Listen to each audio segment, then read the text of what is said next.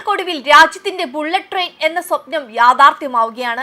ആദ്യ bullet train service 2027 ഓഗസ്റ്റിൽ നടത്തുമെന്ന് റെയിൽവേ മന്ത്രി അശ്വിനി വൈഷ്ണവ് അറിയിച്ചിരുന്നു.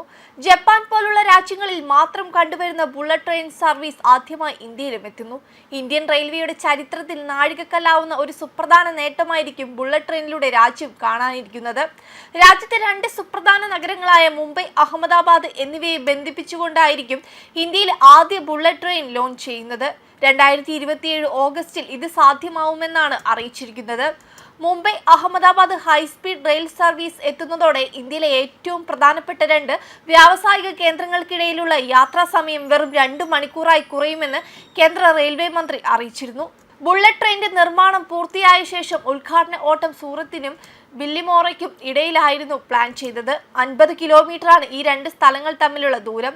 എന്നാൽ ചെറിയൊരു മാറ്റത്തോടെ സൂറത്തിൽ നിന്നും വാപ്പിയിലേക്കായിരിക്കും ഉദ്ഘാടന ദിനത്തിൽ ഈ ബുള്ളറ്റ് ട്രെയിനിന്റെ ആദ്യ സഞ്ചാരമെന്ന് അശ്വിനി വൈഷ്ണവ് വ്യക്തമാക്കി. ഈ രണ്ട് സ്ഥലങ്ങൾക്കുമിടയിൽ 100 കിലോമീറ്റർ ദൂരമുണ്ട്. കുറഞ്ഞ സമയത്തിനുള്ളിൽ കൂടുതൽ ദൂരത്തേക്ക് ബുള്ളറ്റ് ട്രെയിനിന് ഓടിയെത്താൻ സാധിക്കുമെന്ന് തെളിയിക്കാനും ഇതിലൂടെ സാധിക്കും. മുംബൈ അഹമ്മദാബാദ് റൂട്ടിലാണ് ഇന്ത്യയിലെ ആദ്യത്തെ അതിവേഗ റെയിൽ ഇടനാഴി വരുന്നത്. അതിനാൽ തന്നെ ബുള്ളറ്റ് ട്രെയിൻ എത്തുന്നതോടെ യാത്രക്കാർക്ക് ദൈർഘ്യമേറിയ യാത്ര പോലും സുഖപ്രദമായി മാറും. അതായത് ഗുജറാത്തിൽ നിന്നും മഹാരാഷ്ട്രയിലേക്ക് യാത്ര ചെയ്യാൻ കുറഞ്ഞ സമയം മാത്രമേ ചെലവഴിക്കേണ്ടി വരികയുള്ളൂ എന്നർത്ഥം.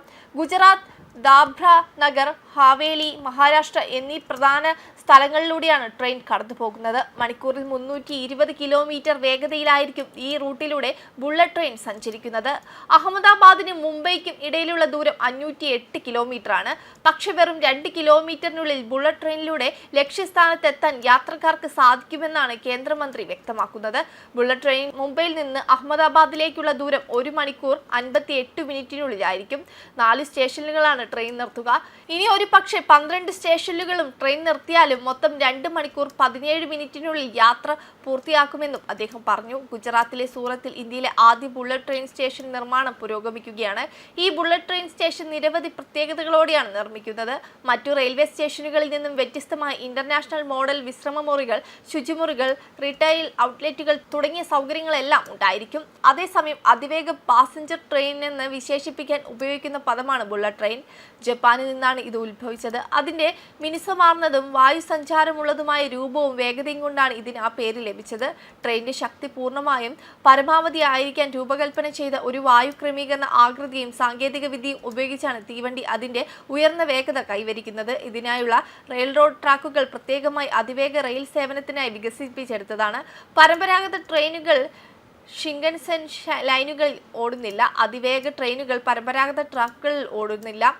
ട്രാക്കുകളിൽ വേഗത കുറഞ്ഞ ട്രെയിനുകൾക്ക് അവയുടെ പ്രവർത്തന വേഗത കുറയ്ക്കാതെ സ്ഥിരമായി ഉയർന്ന വേഗതയിൽ ഓടാൻ ഇത് ട്രെയിനുകളെ അനുവദിക്കും.